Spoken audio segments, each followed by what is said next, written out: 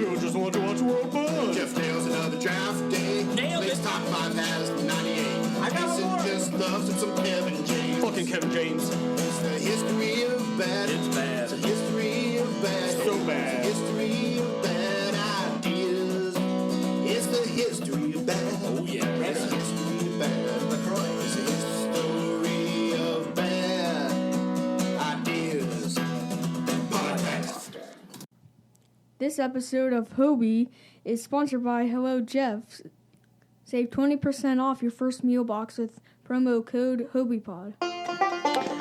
Please note that any comments, jokes, questions, maybe, anything that we say on the history of bad ideas is all in good fun. And remember, we insult everybody. Our thoughts, opinions, questions, anything else, actions that we do on the show do not reflect any of our employers, organizations, advertisers, or anyone else that is associated with the history of bad ideas. And remember, at the end of the day, it's just a joke. Welcome to the History of Bad Ideas, episode number 469. 69. Gronk's favorite number. I'm Jason. Beep, beep. I'm Blake. Beep, beep, beep. I'm Brian. Hey! Well, we added one more person this week from the Yeah. Hobie crew. We're 3/5 of full capacity. Yes. Slowly but surely, we are going to get people back. The nows are next. The nows are next. I'm guessing. Maybe. Are we recording next week, or do we start the holiday season? Oh, no, we're recording. The Floppy Awards are and another episodes are being recorded on December 18th. Ew. Then throughout Christmas and New Year's, we'll have the recorded episodes. The Floppy Awards are coming up. Make sure you get your bribes in. Get 'em in. Please. You can find us at Bad Ideas Podcast on Twitter. Just make sure you get those in. You do not want to be late, because if you want to win a award this year, you better get some good ones in. Brian already said he might be sending us something. Jeannie from Hobie might be making some cheesecakes, I think, or snickerdoodles, or I don't know. She's making something that's delicious. I'm just saying, there's some good competition. Number one fan, Doug, he's delivering the mail, so that's a positive, I guess. He always treats us well. He does. I still have my Christmas Pez on the table from last year. Yeah, it's a creepy Pez, but I it is look a at Pez. it every week. Please do not send us Katie Cassidy photos. We have one of those already. Yes. We have one too many. Yeah. Unless they're bikini pics. She's in a hot Down the leather hall. outfit here with zippers. That's Black Canary. Oh. If you would like to send us some Harp Twin stuff, that would be horrible, but we'll take it. Can you send us some of her OnlyFans from The Boys? The Harp Twins? No. Oh, I don't think she was in The Boys. Talking about this lady. That's Katie Cassidy. She wasn't in The Boys. Oh, I'm thinking of somebody else. She was I'm in- sorry. She was in Brian's favorite show, I was thinking Arrow. the Crimson. You're thinking of Lori Holden. Yes, Lori Holden. Thank you. Completely, very similar, too. Very similar. One Sure. I mean, they almost look the same. No, they don't. Yeah, they do. Hot blonde chicks with masks on? No. Okay. One's in a black leather outfit, the other's in a red? Holden can act. Moving on. Lori Holden was delightful at the Comic Expo this She year. was. She was great this year. Go. Brad. I was going to say Brad did the moderating for that. Brian, it's good to have you back. Have you caught up on Arrow? I'm still 8 3/4 of a season behind. Okay. Just making sure. Just making sure. I'm trying. Are you? About as much as you are trying to catch up on Jessica Jones. I saw it on Disney Plus. It's there. Yeah, it's there. I didn't watch it. I just saw it on there. I did watch. It's there. I watched. I finally finished She-Hulk. My daughter and I. I really liked the series. My 8-year-old daughter really liked the series, and we both did. Thinking on it, we did not like the series, the season finale. It was good, and then she broke the fourth wall, and it was just odd.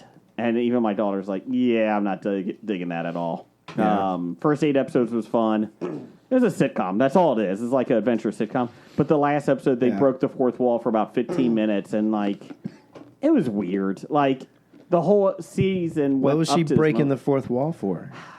Well, it's been weeks. So the one guy in it, like, they're trying to, like, these incels, basically, these, 20-something-year-olds are mad at She-Hulk because it's a female Hulk. So they kind of took the real-life stuff from Twitter and put it into the show, which after a certain point, I was like, it's clever, and then after a certain point, you're like, ugh. So they're intentionally writing it to suck. No, because they're intentionally writing it to piss fans off. To piss people off. There you go. So, but these people are idiots anyways. They're bitching about Hulk and everything. But anyway, so... The general public usually is. Yes. No, people bitching about things on social media. On the internet? What? I don't believe it. But the whole series is basically they're trying to get her blood so they can become Hulks, like these 20-something-year-olds. So the leader got it, and he injects himself at this big convention, little convention. The incel leader. Yeah. Hulk King. And so then it's like abominations in it and that. But then the problem is, like, he injects it, and then she's like, and then Bruce Banner comes in, and like all these things start going like it's a typical Marvel last episode, right? Yeah. Then she stops the film, and she's like, no, I don't want to do this. This is not. I don't want to do a typical Marvel thing. So she goes to the Marvel offices, and goes to see. She wants to see. She goes to the writers' room. Then she goes to. They're like, well, this is how we end Marvel shows. That's what everybody says. She's like, well, I don't want to do that. So then she goes to go see Kevin, and the idea is Kevin Feige. Yeah. Well, instead of Kevin, it's a AI robot that basically puts these scripts together, like these endings. Yeah. And so basically she sits down, she's like, I don't want him to have the blood. That's stupid. That's a typical thing that everyone's trying to steal power. So they took that out. Yeah. Kind of like Captain America serum. Yeah. Super Soldier serum. Correct. I don't want Bruce Banner to swoop in and save the day, so he's gone. He's not in the last episode. Because, that's patriarchy. And then there's Abomination. He should be sorry for how he's reacting because he spent so much time being him, like trying to be a normal human, not be the monster. So they took that out. So improper childhood conduct? Yes.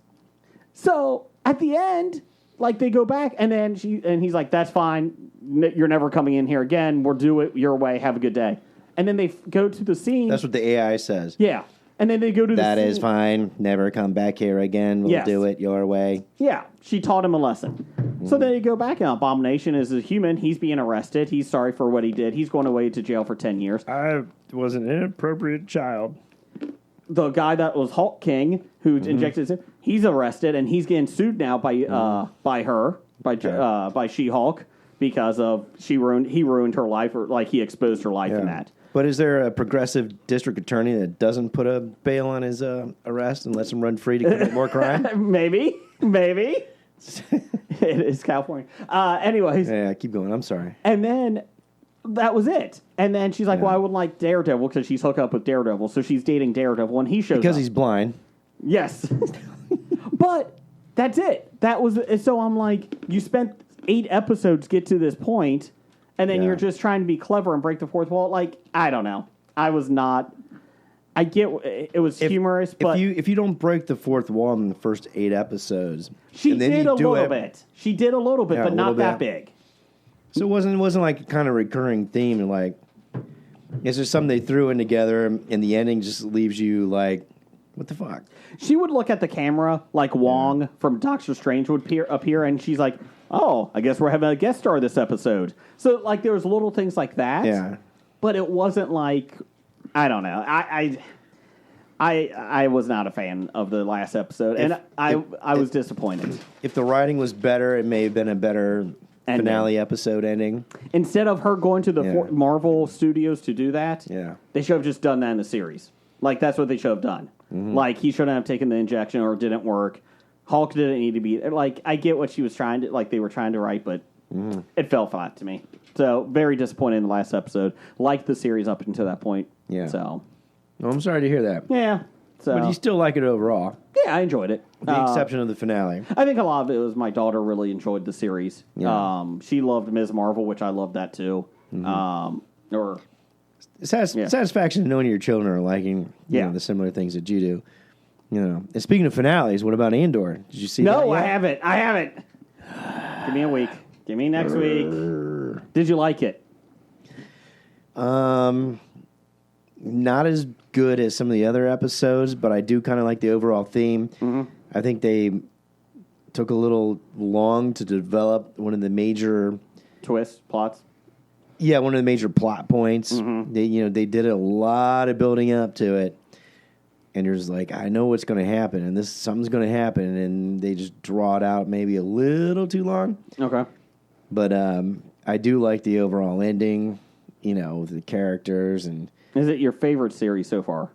Still, of Star Wars? Yeah. Okay. I mean, outside of the original 4, 5, and 6, which Star Wars: A New Hope, Empire, Last Jedi, Return of the Jedi. I would say, those 3, or actually the 2 are up there. I mean, Return of the Jedi, as I get older, gets a little too Muppety. You know what I mean? It's a little Muppety. It gets a little too Muppety at times. I enjoy the last one because I like the battles. But I did like it in the battles and, of course, the closure at the end, which is cool, But I would say outside, because guess what? He's back. Yeah, the clone is back. Yeah, exactly. Actually, sorry, don't get me started. But I would probably say then after that, after the movies, including the Han Solo story, Rogue One's probably the best. Yep. And then this Andor series, I would almost put because they deal with Cassian Andor and that whole concept of pre-rebellion, and then how they perfectly segue straight into A New Hope, which I thought was awesome. Yep. I would put them on the same level. Movies, of course, Rogue One and series, Star Wars series. Like I said, Mandalorian is good. I probably would rank this above the Mandalorian. Okay. The Book of Boba Fett was disappointing. Better than Obi-Wan. I couldn't get past episode 2 to Obi-Wan. He's a butcher. Yeah, I'm going to try. When that drought hits, I may try to go back and finish the Obi-Wan series.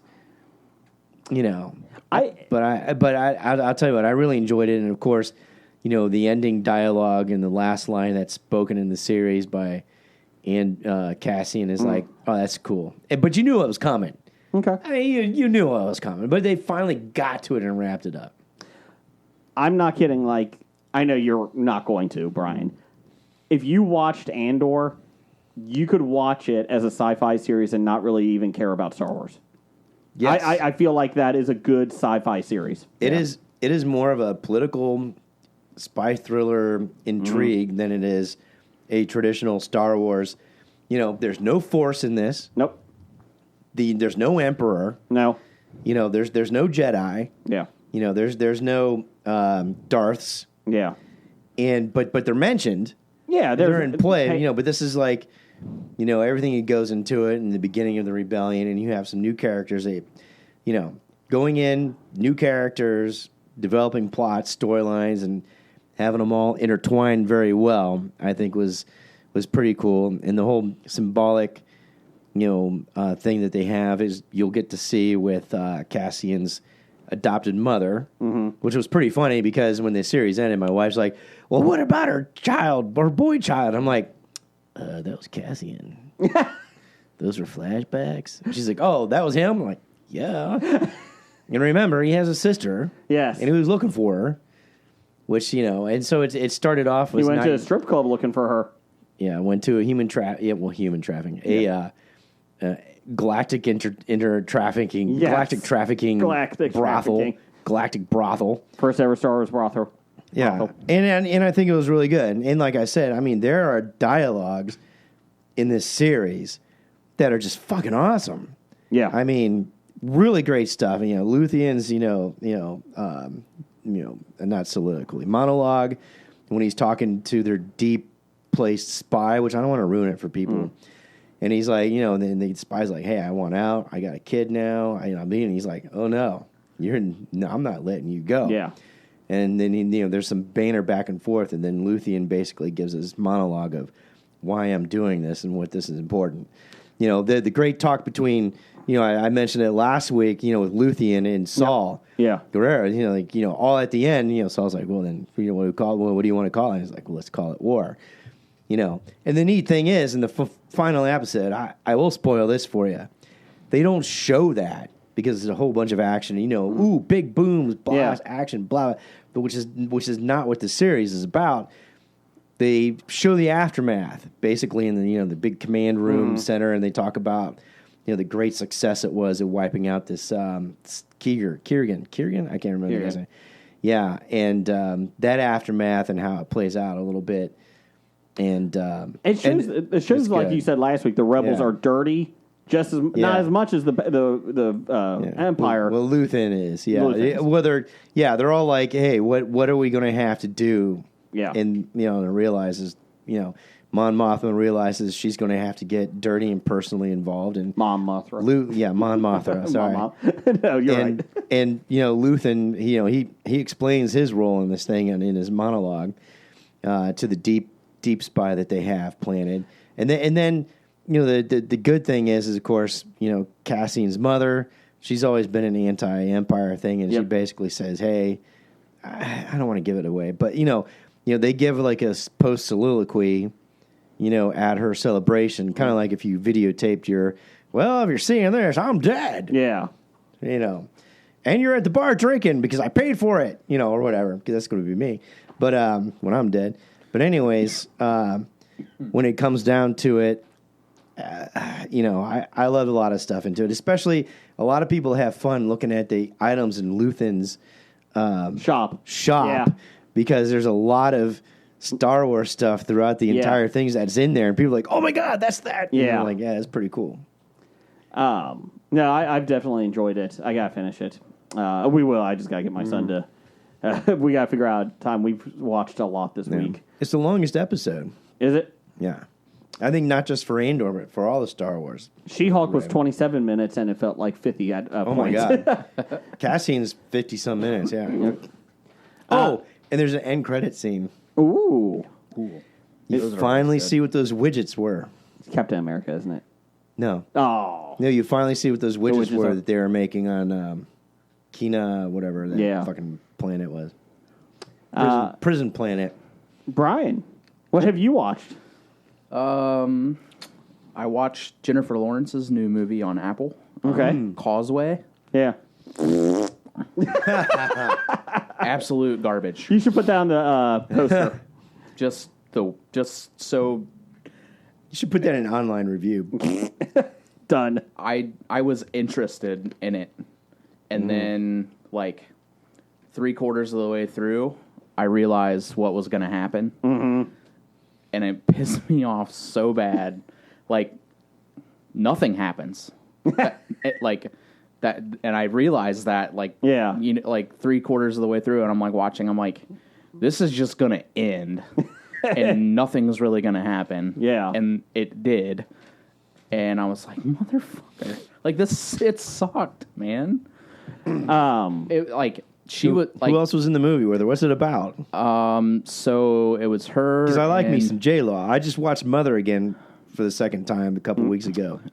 It's her and Brian Tyree from Atlanta. Yeah, and he's been in a ton of stuff recently. But she's a former military who was involved in an IED explosion, and it's like her. The movie starts with her like coming back to where she lived and rehabbing herself and back to her hometown. Mm-hmm. And then she realizes how miserable she was, and that's joining the military was her reason to get out of there. So she was trying to get better as fast as possible so she could go back into the military. But then she like meets Brian Tyree's character, and they become friends, and like they're kind of like they're similar. Like that's their common ground is like they're both like kind of miserable there. So it's not a sequel to Red Sparrow. It is not. Okay. No. It is not. But it's sequel to Red Sparrow, by the way. Is she naked in this movie? No. She does like getting naked. Well, I learned her inhibitions were removed because I watched Mother again, and if you don't know what you're watching, it gets really crazy. And you're like, "What the fuck?" Yeah. Until you go and read about it or you know about it beforehand, what its allegory is. And yeah, she talked about they filmed the first scene where she's getting grabbed at by all the people and molested, and she did that with her bra on. and she looked at the take with Darren Aronofsky, who she ended up dating, by the way. So if you want to date Jennifer Lawrence, direct one of her movies, because apparently she dates each director. Oh. Yeah. It's just the way it is. And she's like, yeah, it's just the way it is. Okay. I got a movie to direct. By who directed Causeway, and she's dating them now. That's what I want to know. But you can look that up while I talk nonsense. But she actually watched that scene and said, that's not violent enough for what these people are doing to me. So she's like, do it without the bra. Let's do it topless because it'd make it more graphic for more shock value. Yeah. And it did. And you're like, ooh, man, that was a rough scene to get through. And that was her idea. And because she did that, she said she was more apt to going fully naked in Red Sparrow, which I thank her for. Creepy man. I'm not creepy. I'm a man. Did anything happen? So nothing really happened? Like it's literally just it's just not like a movie. Like there was just not a. I mean, there was. But did she get back into the active duty stuff? No. No. Does she find peace? No. No. Does she find a dog? She decides. A service dog. So basically, like the whole thing is like she's working her way through rehab back to get away to get out of her hometown where she's at. But then, like at the end, she just sticks around for a while. She's like, I think I'm gonna stay, and then it's just like screen to black, and I'm like, you know what that means? The writer's like, fuck. I don't know how to end this. I don't know how this. She stays. Wait a minute. Didn't we spend an hour and a half her leaving? Nope. She'll be miserable forever. I don't know. I was sick and I needed stuff to watch, and I couldn't watch any more Office. Yeah. And there's no J-Law boobs. And I was just like, I was like, I was like, all right, like this is something good is coming, and then it slowly was just like, nope. But I mean, for an Apple movie, I expected more. Because most of their films are fantastic. You've liked Tulsa King, though. I have loved Tulsa King. Oh, does about Tulsa Have you watched King. it? I don't mafioso, eh? You need to watch it. I've seen interviews on him about it, but I haven't watched it yet. It's really I'll probably give it a try. Really well done. I'm pleasantly surprised with it. You came over and I was watching the second episode, and I told you at first, the first episode, I kept thinking it was going to be like Sopranos, really intense. And there is intense moments, but it's funny too because he's trying to adapt after 25 years in jail, and I'm in New York attire. I'm now in Tulsa, Oklahoma. And he goes to the FedEx gotta company. buy a belt buckle here. He goes to the FedEx company. He's like, I want to ship this, and they're like $28. He's like, oh yeah, I got cash. He's like, the company's like, we don't take cash. And he's like, what do you mean? Yeah, cash is king. Yeah. The guy's like, we don't take it. So he pays the guy behind him to ship his stuff, and which it's just a box of money. Is that what it is? He's mailing his kickback back to New York because there's no he can't deposit it and Venmo it to him. So he's literally filling a mailbox, a shipping box with just money, and is mailing it. And I will say, I love his driver in it. Yeah, his driver's great. Hilarious. And I was telling you, the next where you're at, I think the next part of that episode, it's really, really good. I will say Paramount Plus also released Criminal Minds Evolution. I've heard nothing but good things about that. I've never seen Criminal Minds. Never. And I have to say, the first two episodes, pretty darn good. There is somebody from Friday Night Lights in it. Oh, is it? I don't want your life. No, that's Varsity Blues. Varsity Blues. Oh. Is it?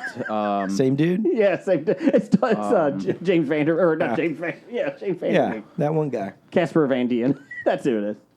Him and his wife were both in it, which I thought was funny. I can't. Is it Zach Gilford? I think it is. Yes. Yeah. I just read an interview with him today. I've never seen the series, so there's a lot of stuff that you people are like, oh my god, this is great. But you can go into it cold, and it's really enjoyable. I'm not sure if I like catching a serial killer every episode because I'm like, that's too formulatic. Formulatic? I was about to formulaic. Yeah, thank you. Formulaic. Thank you. But it makes sense because there's a whole network of these serial killers, so they're trying to piece it together. So I'm hoping, like, one episode they don't do that. Like, I'm hoping that but it's creepy. It's good, and I would, if you're a fan, or even if you want to try something, I know you've never seen it either. I have not. And it's damn good. Like I said, the first episode felt like very much like a pilot. Mm-hmm. But the second episode is when it starts getting into like, oh, these guys are all connecting because they all went underground because of COVID. Nobody was leaving their houses, so they couldn't kill anyone.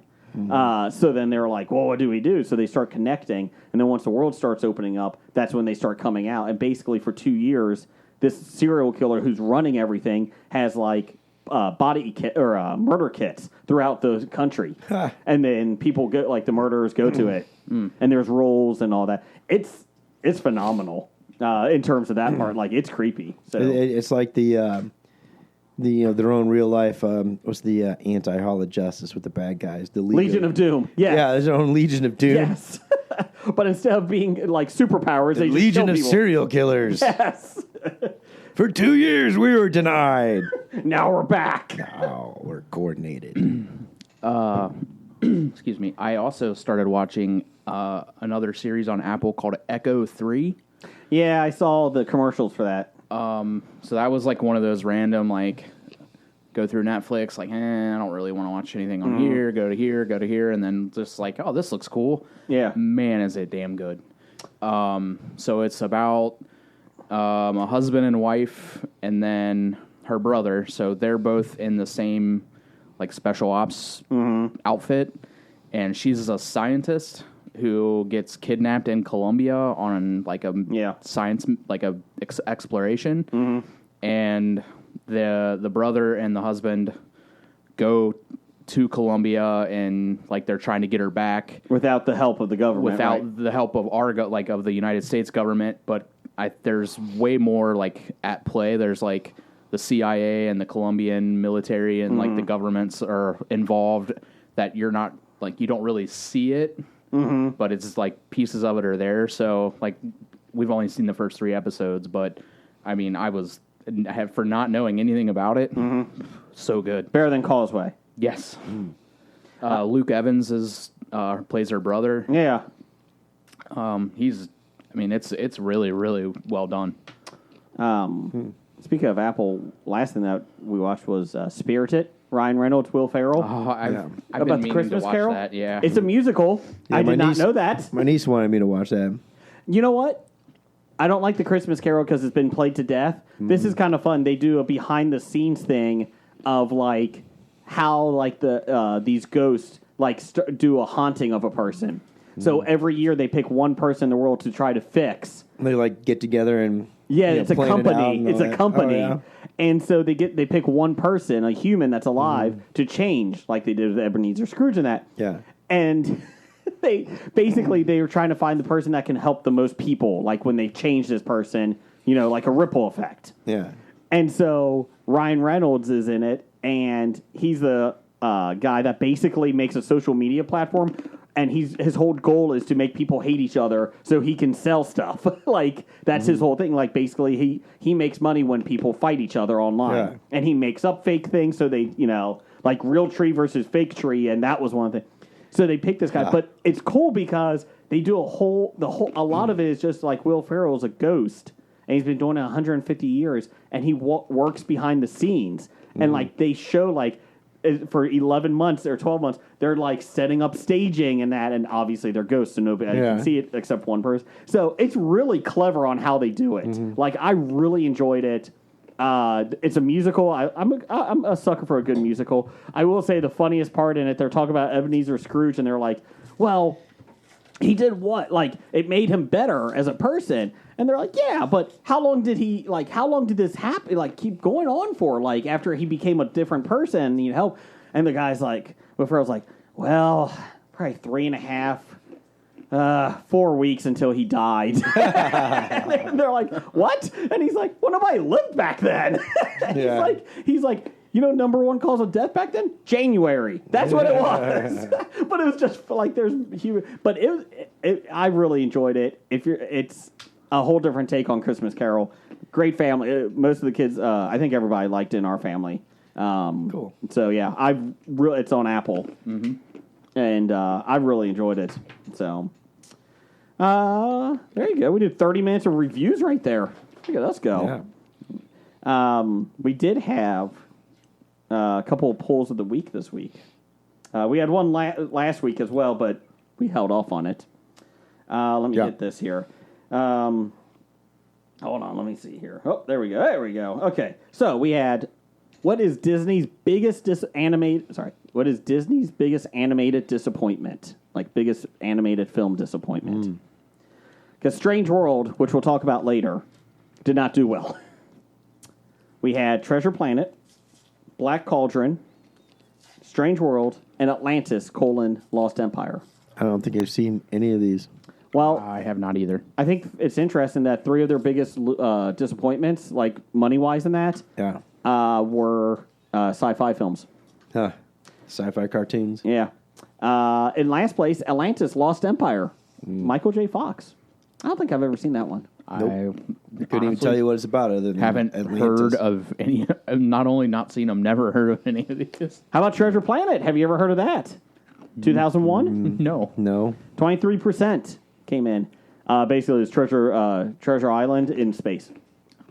Oh, okay. That's Lost $100 million great. for them. Lost 100 and something million.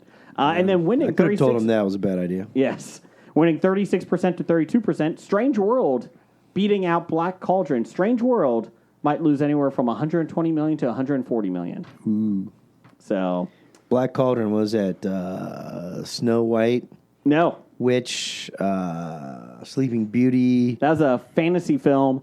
I don't even remember what it is. It's with magic. It wasn't a musical.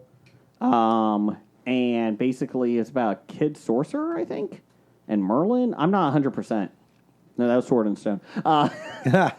No, I don't remember ever seeing it. I remember wanting That's to the one see where it. Mickey's a wizard and he And sings. fights a dancing broom. That might be it. Might be it. And then finally, we also had a poll from 2 weeks ago. What is your favorite 1980s Saturday morning cartoon? We had I would have been interested in that. the Smurfs, Real Ghostbusters, Muppet Babies, and the Bugs Bunny Show. This was tough to pick. Like, I went through the schedules of the Saturday morning cartoons and tried to pick out some. It was tough.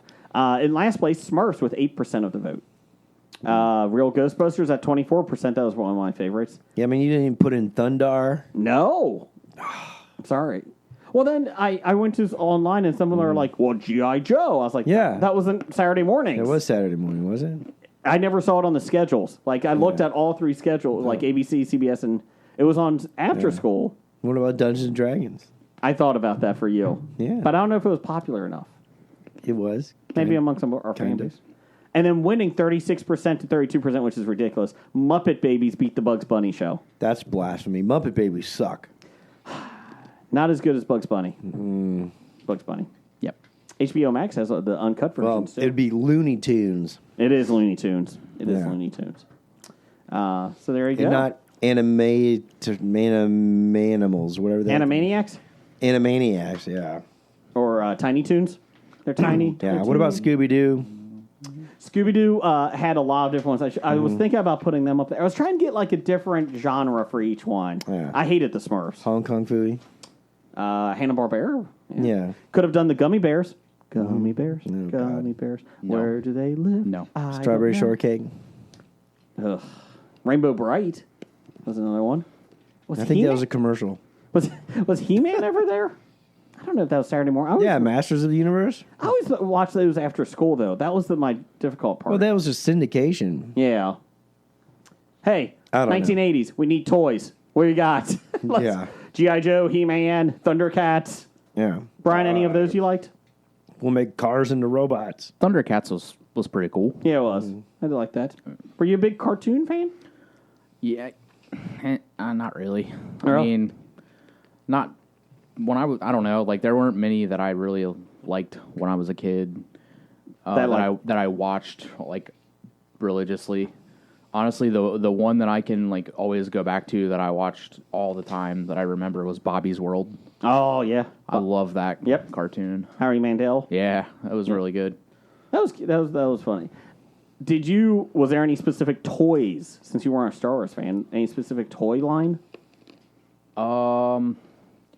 Micro Machines. Oh yeah, those were good. I had like damn near every micro machine. I had like the little like all the carrying cases and like the brand like the courses and all that stuff. Yep. I had the little. It was like a toolbox, and you opened it up, and it had like it looked like San Francisco. Yeah. Yeah, that was awesome. That was cool. Before the homeless crisis. Yes, With the tents and the the head games. human poo. That's I mean, right. most of it like toys wise, like I didn't like I just played video games or like sports. Like I wasn't really like a big toy guy either. My oldest son, who's 12 now, like growing, like when he was younger, like he would sit and play with wooden trains for hours and Matchbox cars, and like he would play Star Wars figures and he like anything that I like anything superheroes and all that, and then like and we have tons of them. And then my youngest, who's now 6, it's like, he plays Hot Wheels, like the cars and that a lot, but like he doesn't really play like a lot of the figures. Yeah. Now he is outside. Like if he's outside, he's in like he loves it. Right. But he's our outside kid. But like Yeah, I mean, we were always like outside playing baseball, wiffle ball, football, street hockey, whatever. You know, that was. it's just kind of interesting, like because we still have these toys, and my wife's like, "Can we get rid of them? Can we put them in storage? Like, what are we doing?" And I was like, "Well, he may still play." And she's like, "Is he?" Like, I don't think my youngest is going to be playing anymore. But That's probably also why at the age of almost 40, I started collecting Funkos. yeah. So My 12-year-old just started getting into them. it's fun, man. So- I've picked up quite a few the last few months. Amazon yesterday had tons, and they still do tons of them for like $5. Yeah. So if you're looking out there. Is that the next Beanie Baby bust? No, the Funko's been around for a long time. I don't know. I don't think it's going to crash as much as the Beanie Babies, but there's definitely some that are worth some that aren't. I don't know. I got a Black Panther over there that I'm going to hold on to. I think that's going to be worth millions. Then the ones we give away as prizes. We do give away at the Cincinnati Comic Expo, September 22nd through 24th, 2023. Get your tickets in a couple months at CincinnatiComicExpo.com. Hobie will be there. Mm-hmm. Hayden Christensen might be there. Brad Pitt might be there. Really? Burgess Meredith might be there. He will not. Sylvester Stallone might be there. That's very highly unlikely, but Bon also, Jovi. I hope not. Bon Jovi might be there. Impersonator. It's my life. Tim Curry, Martin Mull.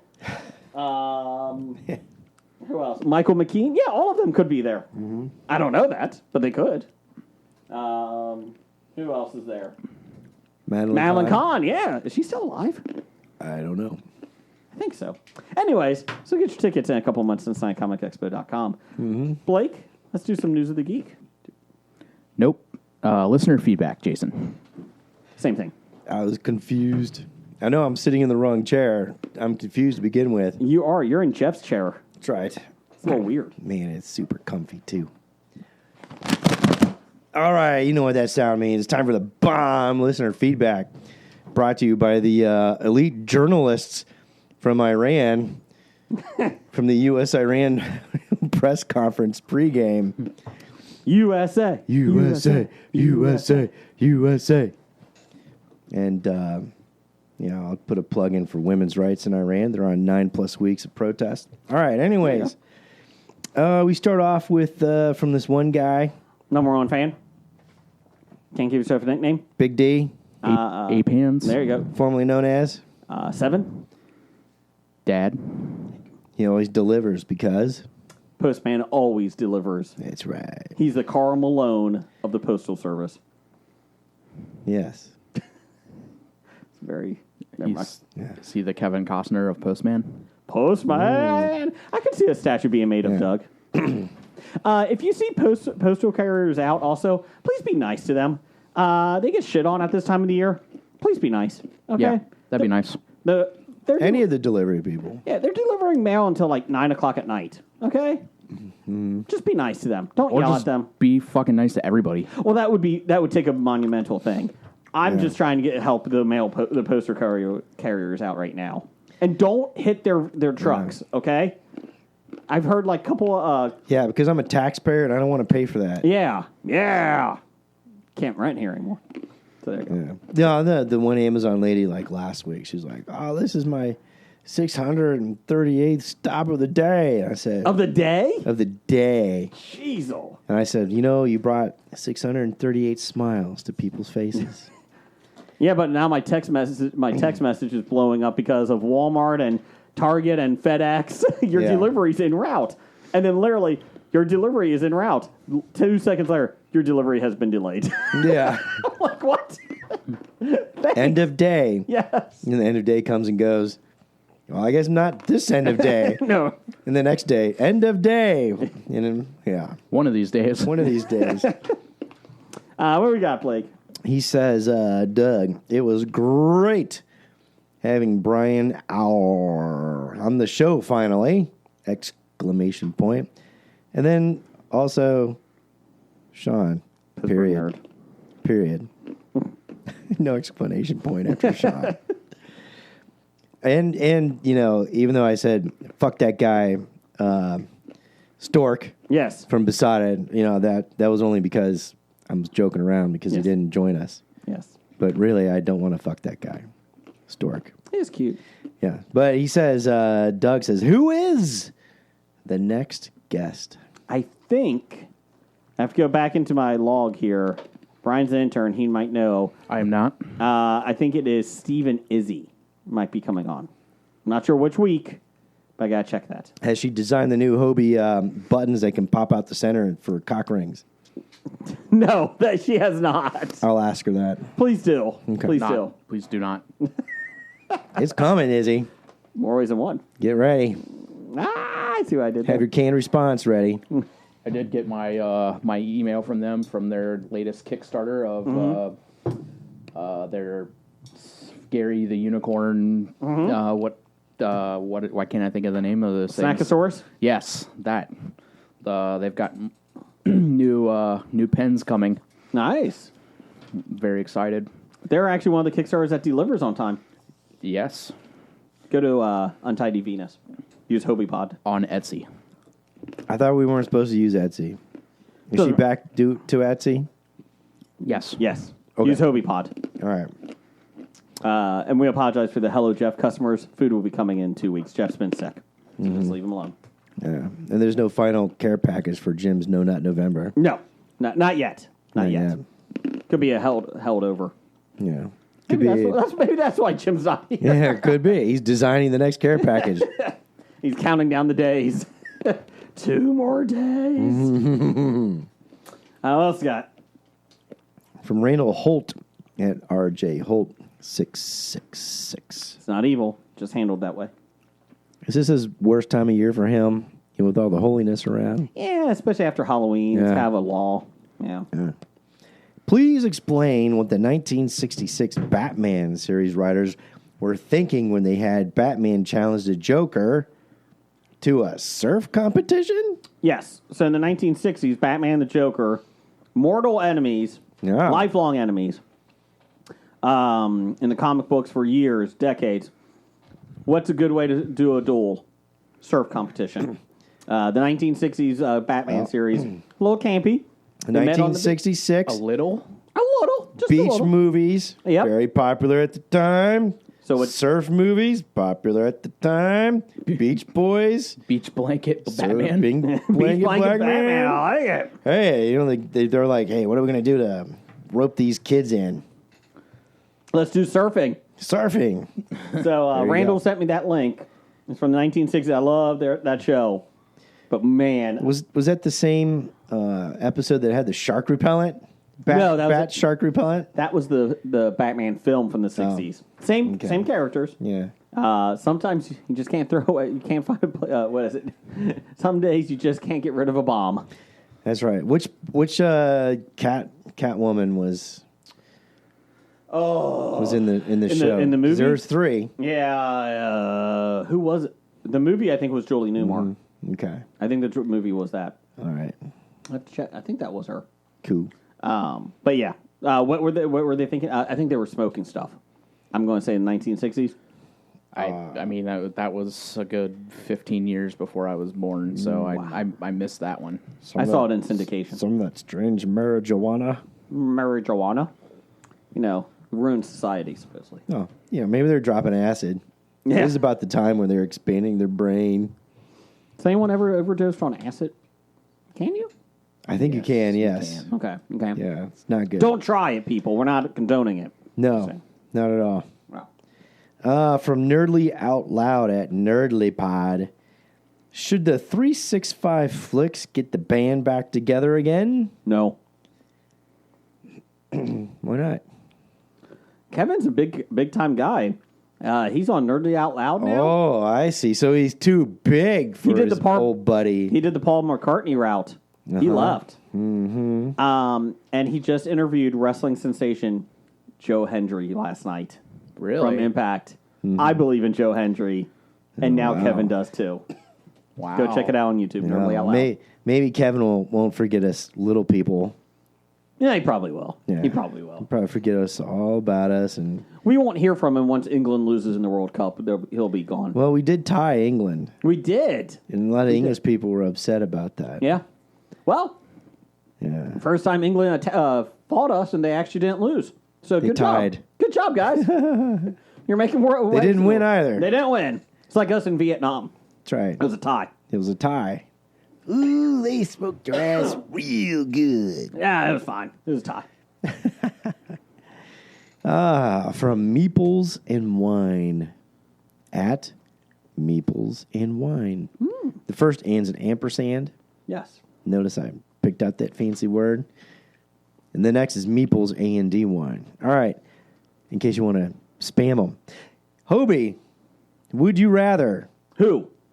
have backing you up in a battle against terrorists? I thought it was going to be a sex thing. All right. Anyways, I'm disappointed. Maybe they can send one in next week. Hobie, who would you rather have backing you up in a battle against terrorists, aliens, and or demons? Okay. John McClane from Die Hard. R.J. McReady from The Thing. Or, you know what a guy says at a time like this? Old Jack Burton says, the check is in the mail. Big Trouble in Little China. So you're facing terrorists, aliens, and demons, say. Yes. I'm going to say Jack Burton. He's like magical, isn't he? He's got some magical powers. Yes. When you drink the potion, Yeah. and you feel a little, Yeah. warm, I'm happy. tingly inside. Yeah. Brian, who you going with? Jack Burton. All day, every day, and twice on Sunday. I don't think R.J. McReady is really that great in The Thing. I mean, he's a scientist in Antarctica. Whoop-de shit. Yeah. I mean, it's good for him, but it's not going to help me protect against a demon. No. That doesn't help. Nope. And I hear if you pay attention to the very beginning of the thing, you already know it's a dog, the alien. Yes. Yeah. Yeah. So it depends. What version are you watching? There's like 6 versions. It's like That's like Blade Runner? Yes, it's Yeah. like Blade Runner. There's like 7 different versions of the thing. Yeah. Sorry. And they're all better than the original Yes. release because the movie companies fucked it up and wanted to cut the shit out of it. It's like the Ben Affleck Daredevil. The cut version was the uncut version's a lot better as a Coolio side story. So it's got to be better. Yeah. It is. I don't know. It'd be a toss-up between John McClane and Jack Burton. I'm going, Brian. I'm going. I think I'd have more fun with Jack Burton. Though. Yeah. And I have seen the Pork Chop Express. It's a real semi. Yes, it is. It was at Gen Con. I took pictures, if you remember. Yeah. What else you got? Yeah, that's good. Because John McClane didn't have any cool cars or vehicles to drive in. All right. From Professor Number 1 and Doctor Number 1. Well, before I get to that, I did see where Joe Lisa Sutman wanted us to try the blueberry Kit Kats. I think we have tried them. We haven't have tried. Yeah, we those. have tried them. Yes. Yes. What was the verdict? They were fine. I mean, they weren't. I couldn't remember. I can't remember. We did both the strawberry and the blueberry. I like the strawberry better. Neither one of them were really. Yeah. They were just. There. They were better than those Oreos we had a couple weeks ago. Or what did we have? The Snickerdoodle Pop-Tarts? That's what it was. Yeah. Ugh. No. Can we talk about Oreo not releasing some new flavors here recently? Yeah, Snickerdoodle is it right now. I'll be honest. Did you see the MIT study about Oreos? I forwarded I it did to see you. that. I did see that. You want Please to explain. put that in next week? I can put that in for next week. Put that in next I'll week. put that in next week. Yeah. I was expecting like some peppermint maybe. Something like that coming down the line here. But I have not seen Peppermint anything. stick Kit Kat or Oreo. Or Oreo. peppermint I did crunchy Oreo. buy the Eggo flavored Pop Tart at the store. Oh, yeah. I think I might get that for next week. Eggo flavored. Oh, I don't know how that's going to taste. Probably like an Eggo. they got Pop-Tart flavored Eggos. Yeah. Which is kind of weird. It's got to be better than Snickerdoodle. Got to be Pop-Tarts. better than I mean, that's Snickerdoodle. literally disaster. just sand. Like, Yeah. What was it? It's, It was a jellyfish covered in sand. Yes. Mm-hmm. Yeah. Is what that was. It was awful. Yeah. Mm-hmm. And we kept eating. I mean, we don't waste food here. No, we don't. No. No, we don't. Let's wrap this up here. Professor number one and Doctor number one, when, quote, Brian, unquote, got promoted, was it really Brian getting promoted? Maybe intern Brian, still an intern. He is not. It's a good question. Is it? It is a it good though? question. I don't really think that it is. Brian Al brought it last week. He brought the knowledge. He did. He dropped some heavy truth bombs. Doug was not. So did Sean, actually. Sean did too. John did a great Yeah. job. They both did a great job. It was nice to have them both on. I mean, if I were writing a question to the show, I would put an exclamation point mark after Sean too, not just a period. Like Doug did. Doug didn't like him because he made fun of Buc-ee's. He cut off the Buc-ee's talk. Sean also, the day after we recorded, it was his 50th birthday. So happy birthday, Sean! Oh, happy birthday! Good job. So we man. gave him a Hobie party. Yeah. and we didn't know it. Yeah. So we're going to look into it when everybody's back, when the Nows are back. We're going to talk about it because Brian Al may be Jack Sparrow right now as the promotion. I don't know. Brian, you might want to get your attorneys on this. Oh, they're already on it. Okay, just checking. Just checking. They're experts in bird law. Don't get She-Hulk. I will not. They will fumble it at the goal line. So, let's see. here. Or don't rely on a caddy for your legal advice either, as demonstrated in Seinfeld. That's right. If the bra don't fit, you must have quit. Never put that on the person. Never put that out. She had a coat on. She had a shirt on. Let's do I some. think it's weird that he's doing Snyder's of Hanover commercials now. The attorney. Yeah. Oh, it's awesome. He's bringing back his Jackie. Was it Jackie Childs. Jackie Child. Jackie Childs. Attorney at law, yeah. It's But awesome. I love it too. it's just weird. Like, After so many years, you're right. It's like almost. who asked for that? Yeah, it's like Snyder? 25 years. And the sad part is, as soon as I saw it, I started laughing. I'm like, Yeah. that's awesome. Yeah. Yeah. It's like, can you get the soup Nazi in a soup commercial? Right. No, because he hates that role. Remember? We covered that. He hates it. It's like Burt Ward hated playing Robin in the 1960s Batman. Dude, you got a job. And it made you how much money? Yeah. And fame? And the professor from Gilligan's Island. Oh, I don't like it. It typecast me. Shut the hell up. You weren't doing anything else, Russell. Yeah, what else are we going to do? Yeah. Calm down. Be happy that you got a part. Hey, you made radios out of coconuts, for Christ's sake. Stupid Russell. And you got to hang out with Ginger and Marianne. So shut up. And the millionaire's wife. Well, Love it. go all the way. Love it. They were trapped on an island for a while. Everything was happening. I'm pretty sure.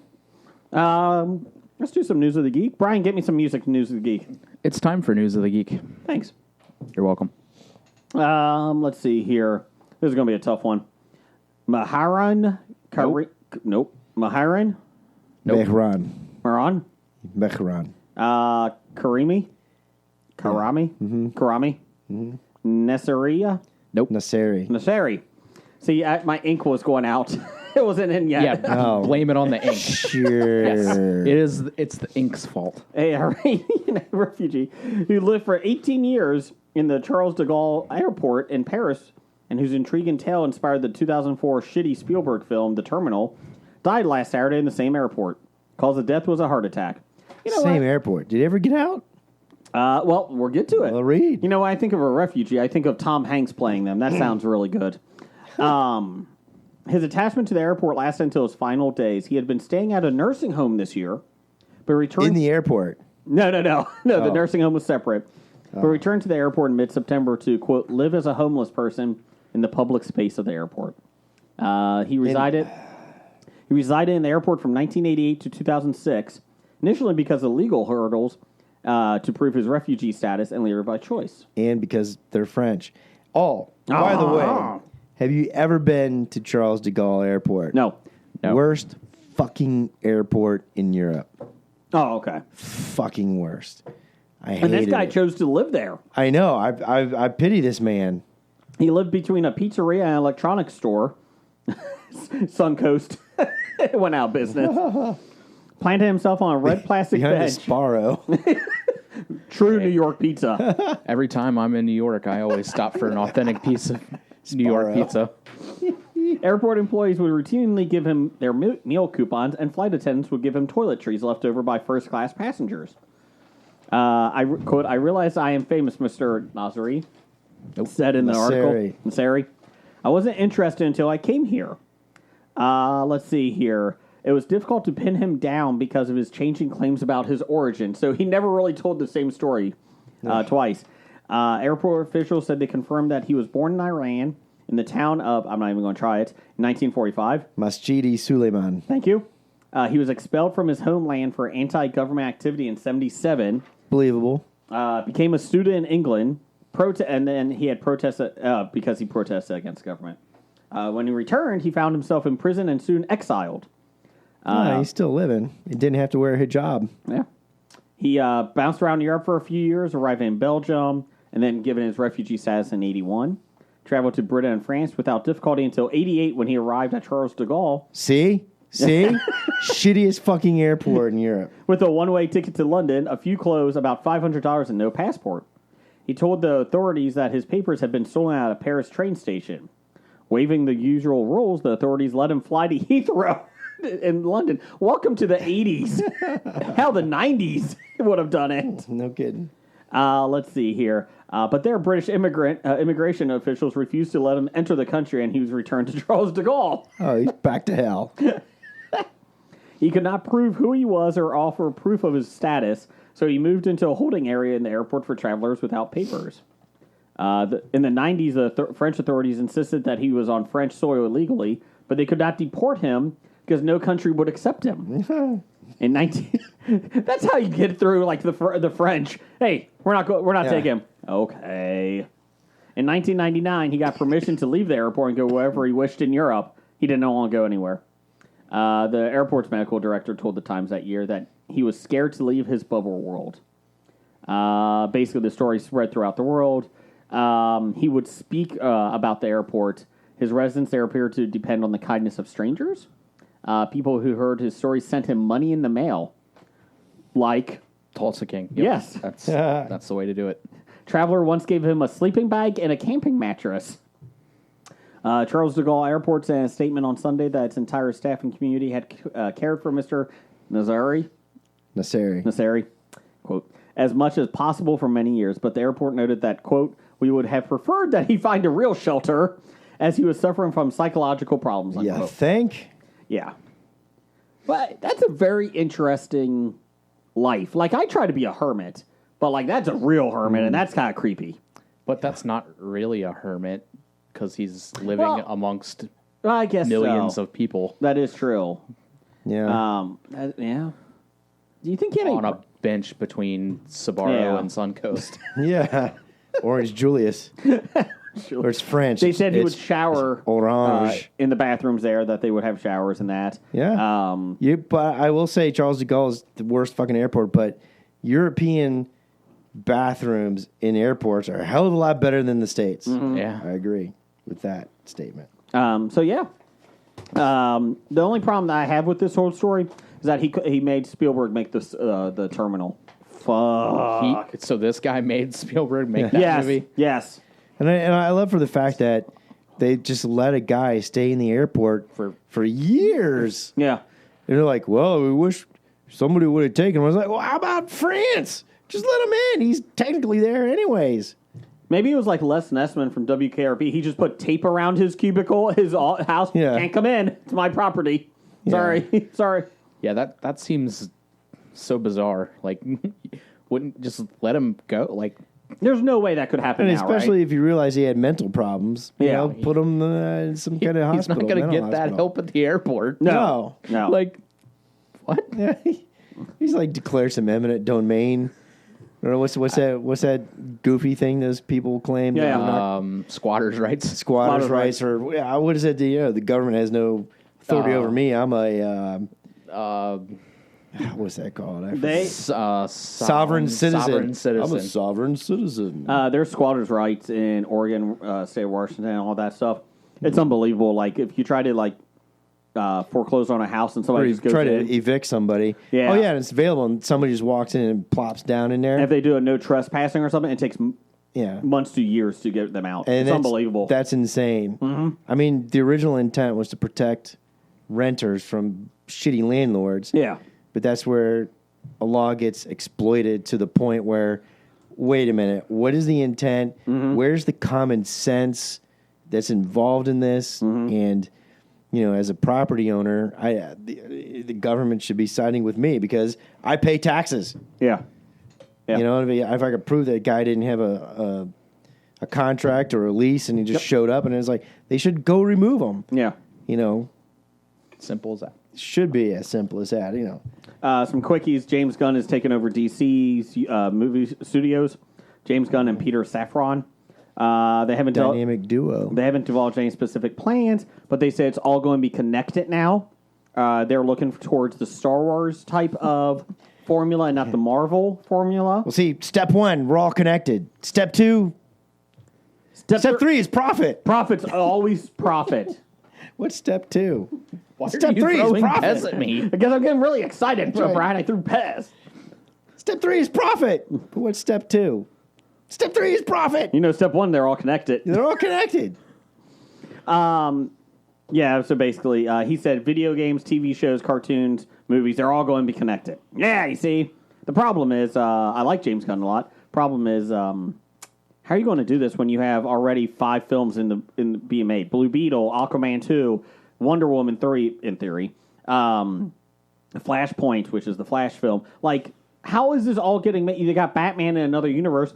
They don't want to do any side world universes. So what are you going to do with that? So it's going to be interesting. Good luck. And just time travel. They'll just make it, and then nobody will ever get to see it. That assholes. Release a fucking movie. Or you know what? Release a sequel to Scoob. Because I like Scoob, the movie, the cartoon. Release that sequel. They made it. Finished it. Sorry. And then here we go. A Florida woman is taking Kraft Heinz to task for what the attorney called false and misleading representation of their microwave Velveeta shells and cheese. Oh, you put that in here. Oh, yeah. I'm doing it from the thing. But not because of anything that's inside the single server containers. Yeah. It's due to what's on the outside. Class action lawsuit filed on November 18th in a U.S. District Court in Miami, of course, is asking the company to pay at least $5 million in punitive damages for claiming that their Velveeta branded microwave mac and cheese cups are ready to eat in 3.5 minutes. First off, they should be suing because it's not real cheese. Let's go with that first. Let's talk about the preservatives. So, Lead plaintiff Amanda Ramirez says that's simply not the case, as that time frame only factors cooking time and doesn't take into account the other steps required to prep the product before the cooking. Such as? Quote, the label does not state that the product takes 3.5 minutes to cook in the microwave, which would have been true, argues the lawsuit, to provide consumers with a product that is actually ready in 3.5 minutes. The product would need to be cooked in the microwave for less than 3.5 minutes so that all the preparation steps could be completed in the 3.5 minute time frame. Details. So, Fucking hate it here. Yeah. You know, Okay, but so why it is it? takes Why is 4 it not? minutes. Yes, but what 2 minute abs. the steps involved that they complain about is they have to open the Open the- box, they have to peel up, pick Here we up go, the ready? container. Yeah, here it is. Read it. Yeah, read it. Ramirez states that had she had known, Had she had known, the 3.5 minutes didn't include the additional steps of removing the lid remove the lid. and cheese sauce pouch. Let's use cheese. Yeah, cheese. A Yeah, little let's do- liberal there. It's not a Sauce sauce. pouch. That's a powder. Sauce powder. It's not like Opening that up, It's not the shells and cheese packet of cheese. pouring it into the Start cup. snorting the cheese. It's the powder. Like Adding water. Oh my god, it takes so long. Oh my gosh, you gotta milk the cow for all that water. What? I don't know. I'm just fucking making shit up. And stirring in the cheese sauce. Oh, I'm stirring. Oh, my hand. Oh. And it's not even a pot. It's one of the single serve Oh, ones. my elbow. She would have chosen a different product. I wouldn't have bought this product because she only has 3.5 minutes to spare in her high important, multitasking, super important life to spare more than 3.5 minutes to make microwave mac and cheese. Kraft Heinz called the lawsuit frivolous in a think? statement to USA Today Frivolous. and asserted that they will strongly defend against the allegations of the complaint. Ramirez and any co-plaintiffs have support of an attorney who has filed over 400 similar lawsuits, Jackass. That jackass should be debarred for this shit. including a complaint against Kellogg's for mislabeling their strawberry-flavored Pop-Tarts, which contain as much parent apple in the filling as they do strawberry. You know what you should be suing for? That fucking Snickerdoodle Yeah. Pop-Tart. we should sue them for He's that. got an open and Pop-Tart. shut case right there. This is not Snickerdoodle, it's Sand Pop-Tart. Yeah. Yeah. Jellyfish sand. The attorney, Spencer Sheehan, of Great Neck, New York-based law firm Sheehan and Associates, Shitbag. Sheehan and shitbag. allegedly, says that while these complaints may seem like small things to some, they are just as important as any other action someone they're might not. present to court. No, they're not, you jackass. Here we go. Oh, it gets Quote. better. Here we go. Quote. Oh, wow. Frankly, these type of cases are the only mechanism by which an individual person or consumers in general are able to say to a company, hey, this isn't right. You need to fix this. You need to disclose that this product is flavored, or this product doesn't really have butter, or that vanilla is not real vanilla. He told the CBC. Those may seem like small things. I admit we're not curing cancer, No shit, you're not. They're giving it to us. Yeah. but it is equally important to any other cause of action that a court may address. Nope. Like real lawsuits that deserve attention, instead we're taking up time for this shit. That guy should be debarred. 400 plus lawsuits like this. Yes. The problem is people don't know how to read a fucking ingredients panel on the back. Yeah. Nobody knows. Read what the they're fucking actually ingredients panel. So You'll know what you're actually eating. the biggest complaint is that she thought that she could have it ready to eat and be done in 3.5 minutes. No, that's the microwave time, right? And this is actually the microwave time. Yeah, it's not but that. you got to stir the water and the cheese. Opening that box, jeez. it's not even. It's a single serve container. Oh my gosh. So my question is what else does she eat? In 3.5 minutes, Like everything else takes longer than that. To bananas. Make. Like it takes longer than that to make a peanut butter and jelly sandwich. Yeah, well, Who knows? I mean, like bananas. She eats bananas in 3.5 minutes. Can Sure. I do that? I got an idea. Write a letter to the company and get a free box of mac and cheese. You would think and then save taxpayers thousands of dollars. $5 million. $5 million is what she $5 deserves. million. $5 million. I should sue for her for $6 million for having to sit through that article. Could you imagine if Heinz countersues? That article lasted more than 3.5 minutes. Wait, who wrote this? What article? Who was this? TheKitchen.com. Yes. Yeah. That's where I get all my news. It's without an E, though. It's HN.com. Kitchen. Oh. You couldn't even spell it correctly?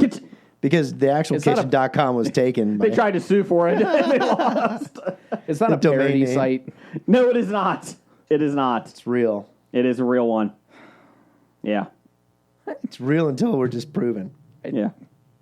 I fucking hate it, man. Yeah, that's I right. hate it here. I feel like it's a reasonable loss. Yeah, very reasonable. Yes.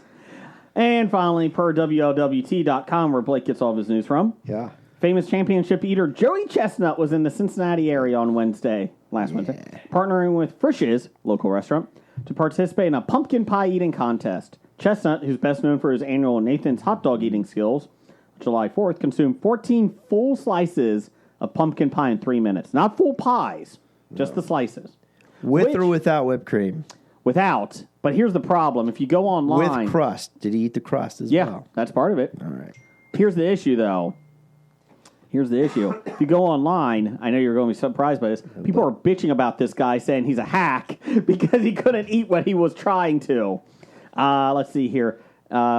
Pieces of pie weren't small either. Those who witnessed Chestnut's feat at the Frisch's on Wooster Pike in Fairfax received a $5 gift card if you watched him. Oh, yeah, I know that. I know that Skyway. That's pretty cool. That's the mainliner. That's the mainliner, yeah. As well as a free Frisch's Santa hat. Quote, at Frisch's, we love coming up with fun and exciting ways to engage our customer base. What better way to show how delicious our pumpkin pie is than by hosting a Joey Chestnut pie eating contest? By eating as much as possible in as shortest period of time. Stated James Walker, CEO of Frisch's Big Boy in a release. Did he exceed 3.5 minutes?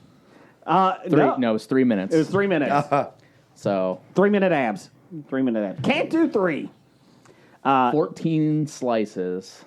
The best is that I just love the social media going, why are we spending time on this? Like, who cares? Yeah, like I was saying a couple weeks ago when I saw this and we first talked about it, like one of the comments, like just like reading the comments on Instagram, it's like, who cares? Obviously you do. Exactly. Like, if you didn't care, you wouldn't comment. Oh, I'm commenting.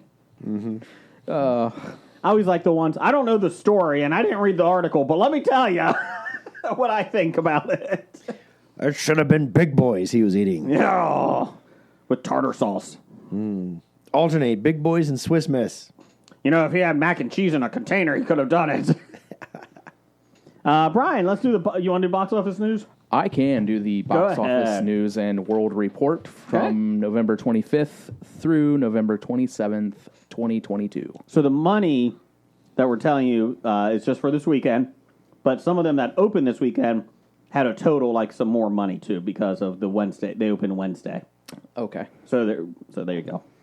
All right. In first place this week, Black Panther, Wakanda Forever, made $46 million for a total of $368 million on a budget of $250 million. I think it might make its money back. Seems like a success. Maybe. Coming in second, Strange World made $11.9 million in its opening weekend, a total of $18.6 million on a budget of $135 million.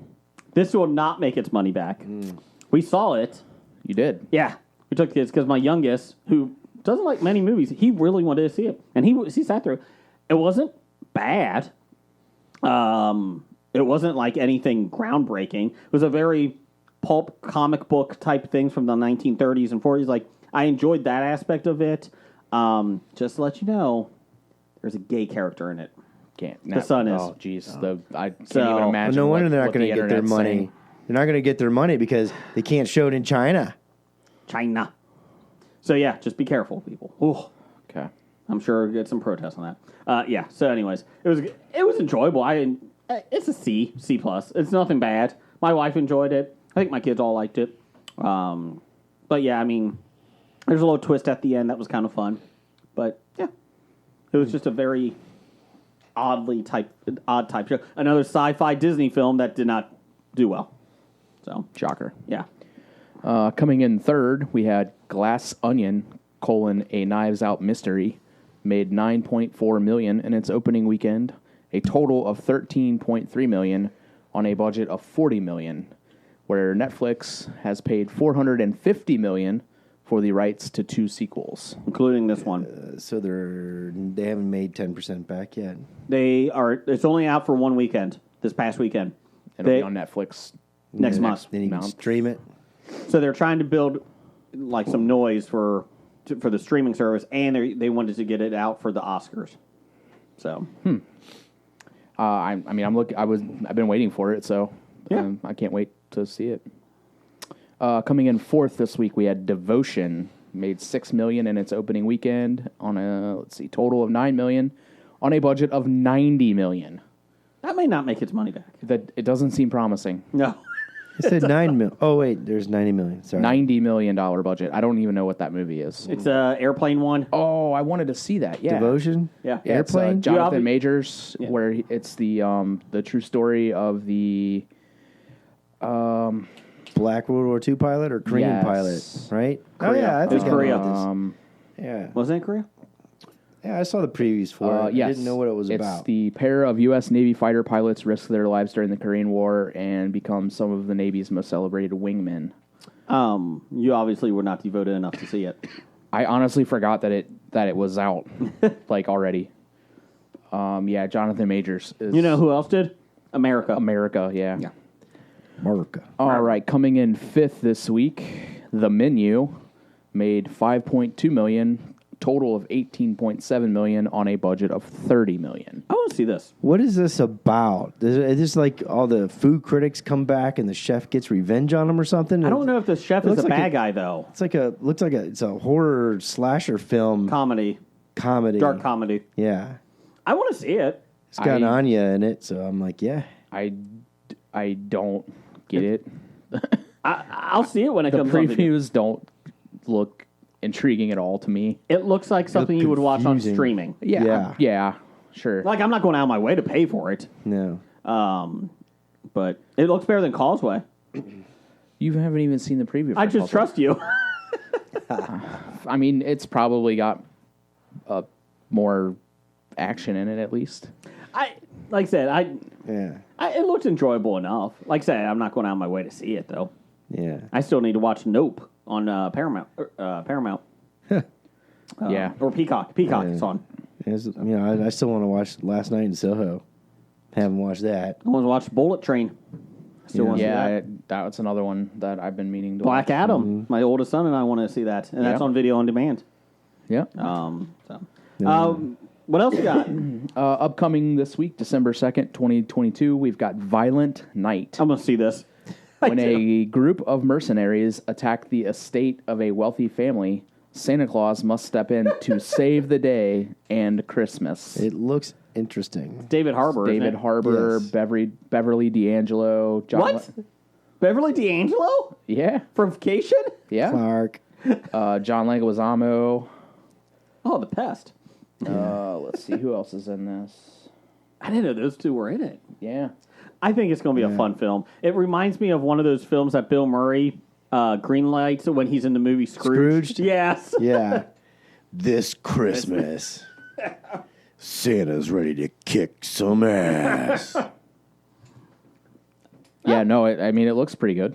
Yeah. They're expecting 8 to 10 million to Cool. make. Speaking of also upcoming, the series, television series, Willow, Yeah. sequel to the movie Willow, which I'm kind of intrigued by.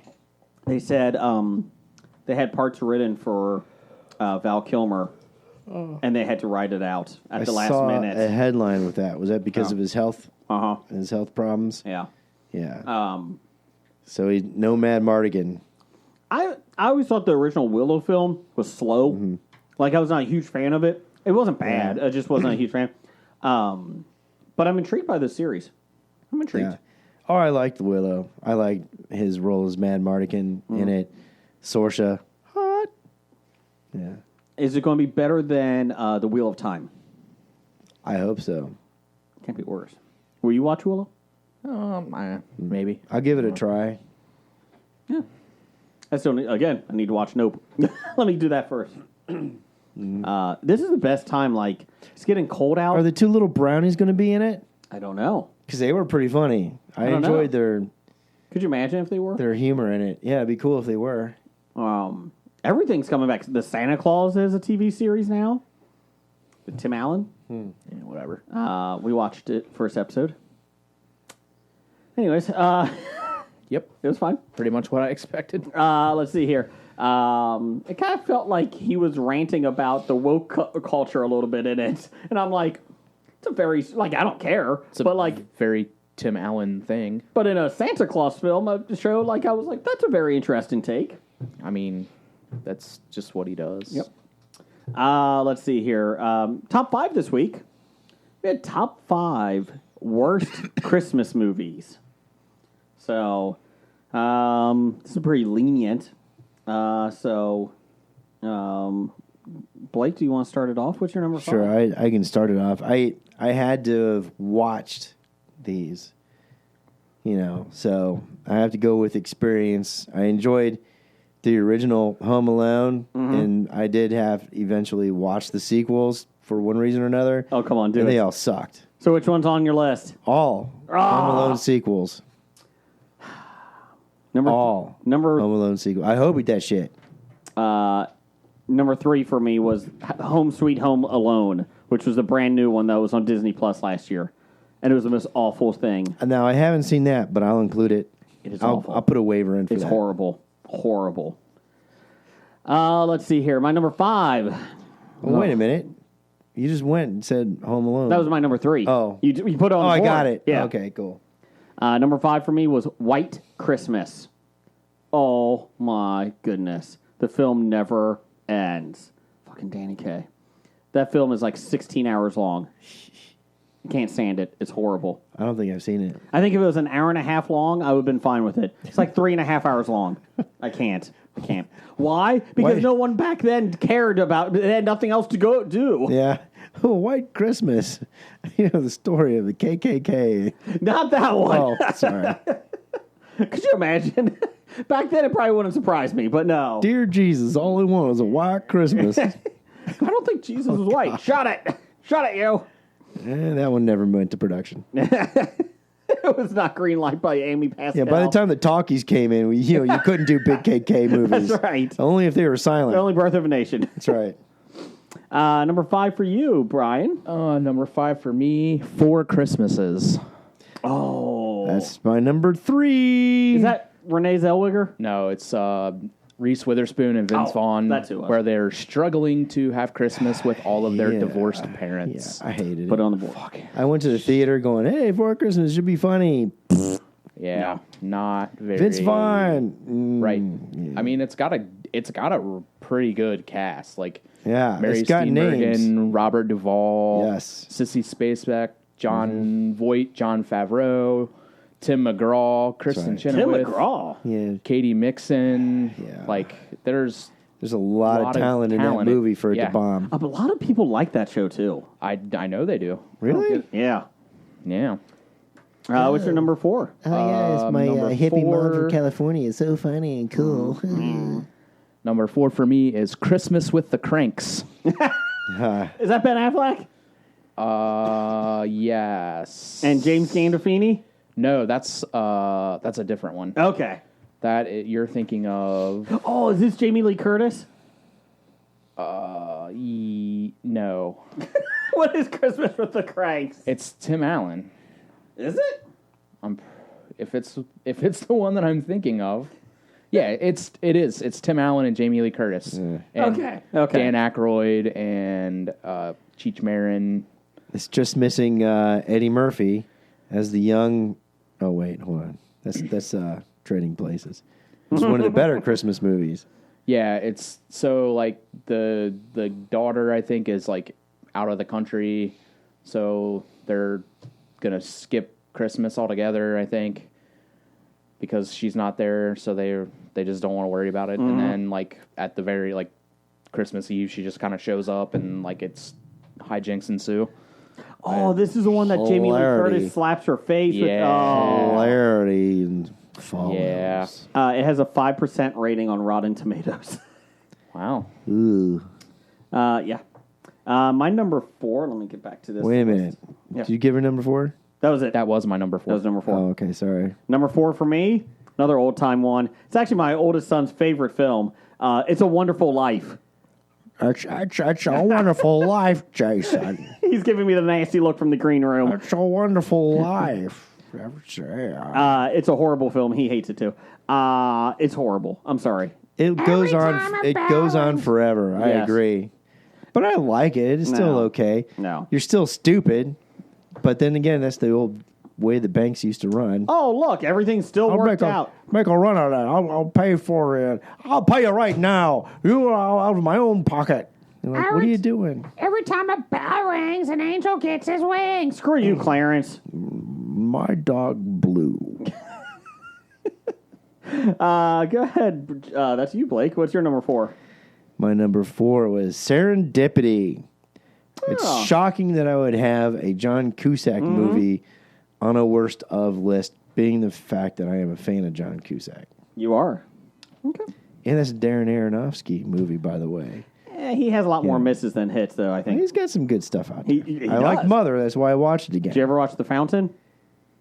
I have seen it, but I can't remember it. Don't. Okay, I'll skip it. Don't. What else you got? Oh, I'm back to me. Yeah, number 3. For number 3, that was for 4 Christmases. Oh, okay. You took it. Okay. No. No, Brian took did. it. Brian took it. Sorry. Yeah, that was your 5. So. My number 3 was Home Sweet Home Alone. That piece of Yes. garbage. Number 3 for you, Brian. Number 3 for me, what you were just talking about, Surviving Christmas. Okay. That's Ben the Affleck. Ben Affleck, James Gandolfini. Oh, Who's the girl? It's Christina Applegate. oh, jeez. It's the millionaire that pays a family to spend Christmas with him. Jeez, oh, Pete. Gandolfini, the millionaire? I think it's Ben Affleck. Oh, okay. That sounds horrible. Great. Yeah. I just remember the trailer and it looked bad. And Catherine O'Hara's in it. It's another one of those like massively talented casts where the movie is just terrible. I feel like there's a lot more bad Christmas films than good. Yeah. Because it's tough to make it. Like, it's tough to make a Christmas film that's good. Yeah. I mean, it's not easy, that's for sure.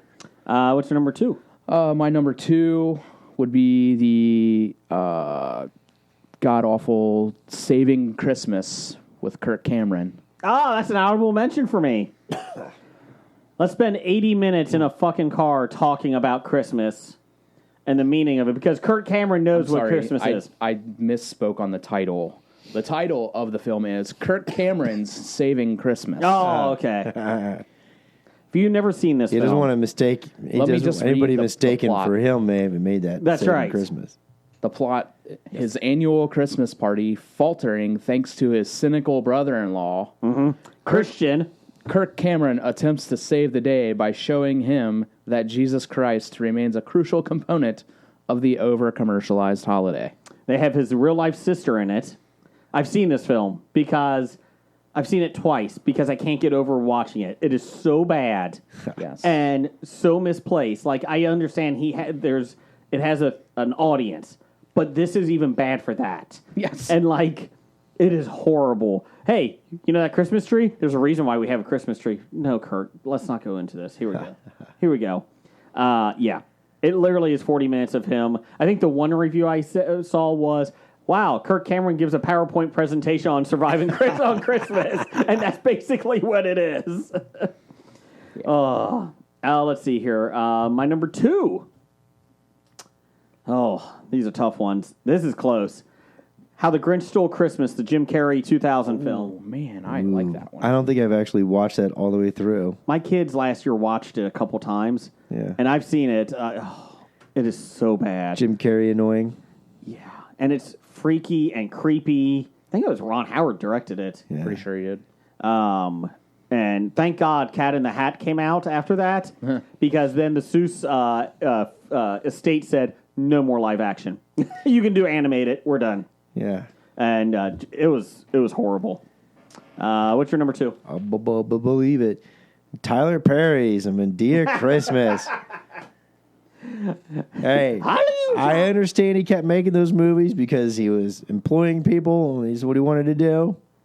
God bless him for that, but not for his Medea Christmas. He just left the OWN network, Oprah's network, and went to Amazon. 4-picture deal. Oh my, how does he get deals? Wasn't he part of the Amazon's, like, the Alex Cross stuff, didn't they? Aren't they doing like a series on that? I don't think he's on because he He's was not- Alex. he was- yeah, he he did was the Alex movie, Ross, but I don't think they're They're moving. not doing that. I hope not. I hope not.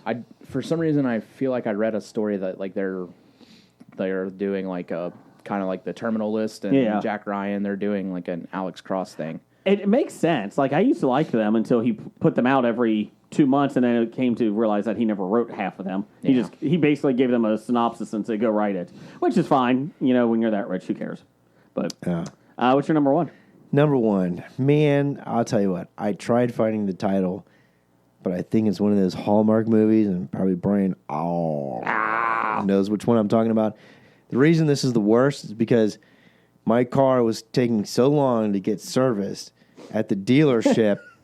I got to watch this entire movie Was it on your phone or on the TV there? on the TV there. Oh. You know, sitting in the little kid chair section because everybody else was sitting in adult chairs. And I had to watch this movie where they all got snowed in somewhere in New England.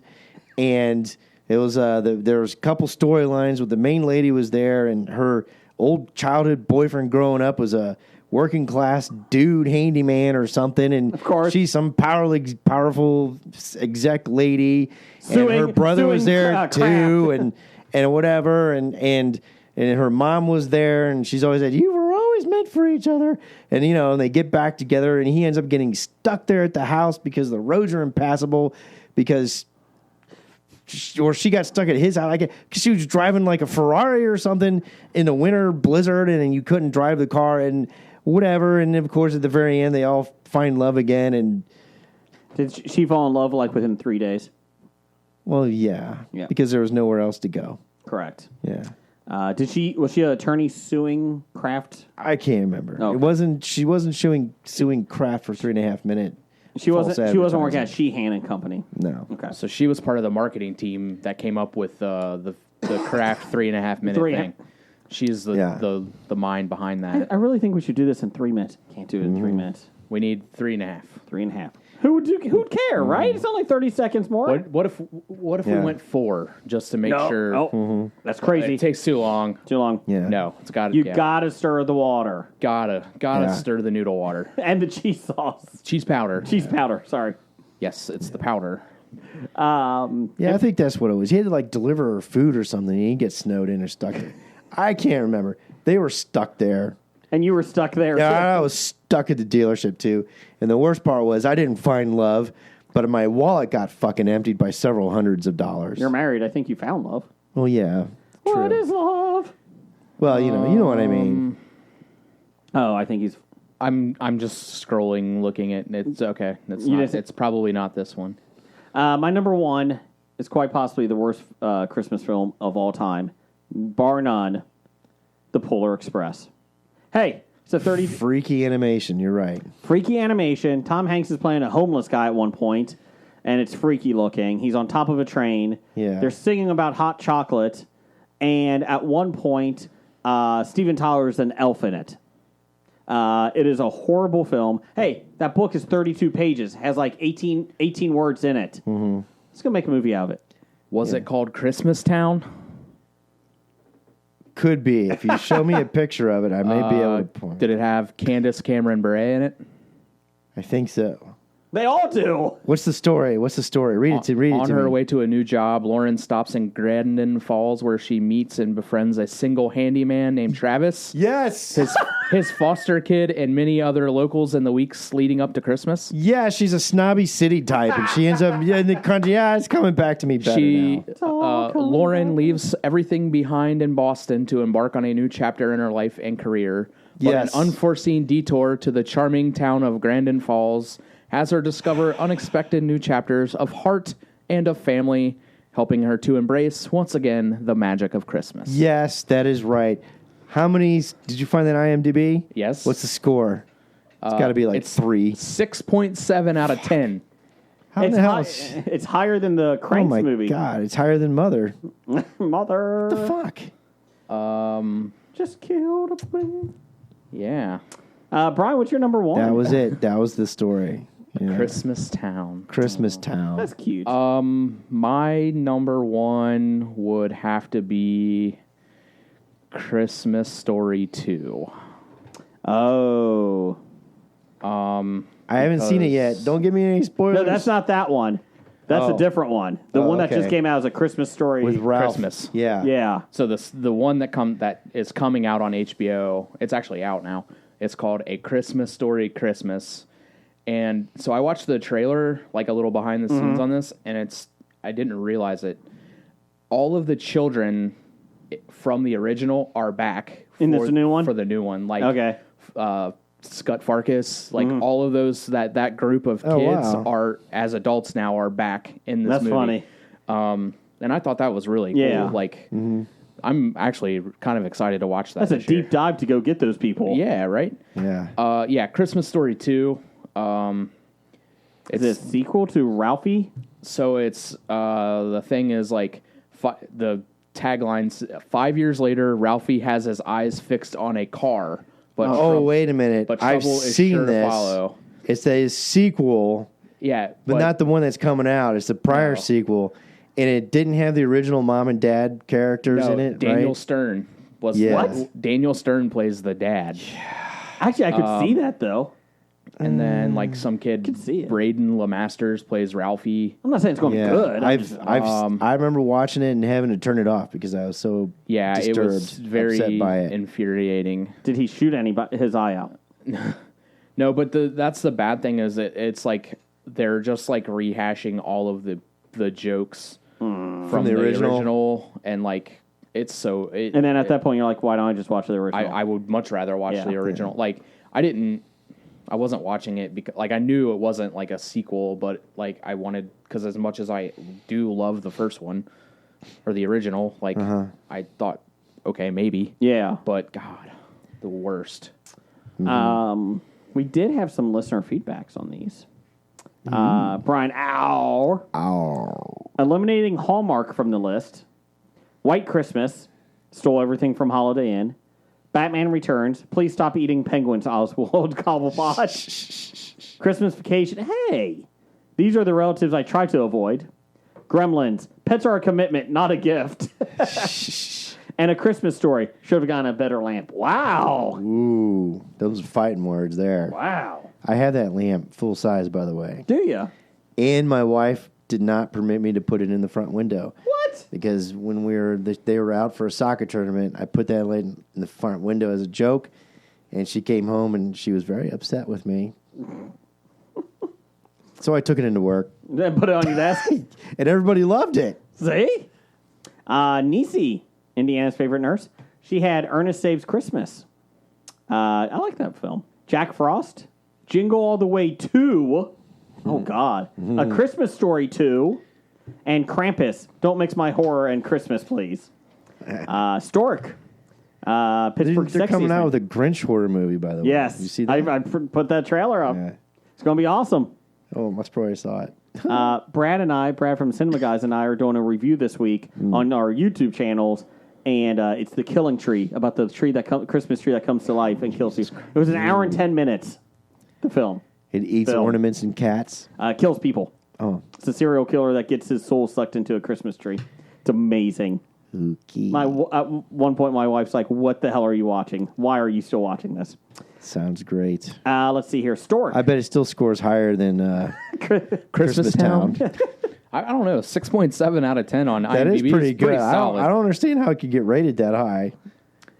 Stork, Pittsburgh's sexiest podcaster, has Batman Returns, Lethal Weapon, Gremlins, Die Hard 2, and Die Hard. Mostly because they're not Christmas movies. Steve, at Everything I Learned from Movies, had every Hallmark movie, Jingle All the Way. That's like 50. Yes. That's a mega hobie. This week. Oh, my God. Jack Frost with Michael Keaton. So bad. Christmas with the Cranks. And number one, Kirk Cameron, Saving Christmas. Yeah. I have heard a couple of Jingle All the Ways mentioned. That was my honorable mention, was the 1 and 2 of Jingle All the Way. I like that they made a sequel. Keep Jingling. Yeah. That would have been the better title. Bad idea of the week, number 1501. suing Kraft Mac and Cheese, Kraft for Kraft and Heinz. For microwave mac and cheese Yes. taking too long. Yes, stop it. You can't misrepresent the mac and cheese. You just I can't. have to stir the cheese powder. You know, This is America. this is going to open the door to copycat lawsuits because anything that says instant mix, people are going to complain because it's not instant. Yeah, like instant mashed potatoes. That's right. When you open the box, not instant. It's still powder. Yeah. I have to stir water in them. No. That's right. The box Sometimes says milk. instant, and I opened it and I'm eating dirt. Sometimes milk. I have to add. That's ridiculous. Yeah. But you know what? If we don't stand up now, we'll never. Who's ever. going to stand up for the little people? That's right. That's right. Yes, we're just going to continuously be run over by these gigantic corporations if we don't stand up now. It is. I have nothing. So Christmas Town, it doesn't have any tomatoes on the tomato meter, so I don't know what that means. But it also has a 67% audience score on Rotten Tomatoes. Oh, So good for that. Maybe it's just a negative association. maybe. Maybe I would have enjoyed it more if I was at home with my instant cocoa, But not your Kraft Mac and but Cheese. not my Kraft mac and cheese. Titles for the show. I had Beach Blanket Batman. Yep. I'm not curing cancer. Yep. Finding Love at a Dealership, and My Dog Blue. Just because I like Blake's impression of that. My Dog Blue. I also had Beach Blanket Batman and Blame It on the Ink. Oh. Blame it on the ink. Yes. Anything else? No, those are the only two that I Wow. wrote down. Wow. I guess beach blanket Batman. Let's do it. It's probably gonna win. Yeah, I mean, I feel bad blaming your speech impediment on printer ink. So You like the ink. It is. Look. See? Look at the story. I couldn't read because of that. Or just let's just title it Charles de Gaulle Airport sucks. it's the silent killer. Is this fine? Silent killer. It is. Charles de Gaulle Airport is the silent killer. It's a little wordy, but it's still pretty good. Yeah, we'll get Charles sued. de Gaulle, the silent killer. We'll get sued by the French Yeah, let's not do that. Let's just do the silent killer. ministry. I'm just doing the silent because who thinks of Christmas and doesn't think silent killer? Let's do it. It's a gassy episode. Roger says goodbye. Goodbye. Walking Dead to Talking Heads, from comic books to TV sets. There's a history, not so bad. There's the history. It's the history of bad, so bad. The history of bad, it's bad. History of bad ideas. Podcast. You've been listening to Hobie.